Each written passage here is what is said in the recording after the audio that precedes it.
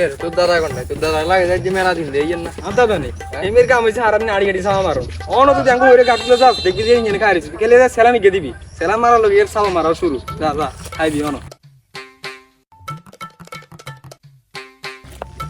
কে গো দাদা কি অবস্থা আনদের জানের মেলা দিন দেই না দেখবি কেন দাদা অসুস্থ আছিস আমার তোরা না তুই ওগুলো দাদার চাইতে আইছ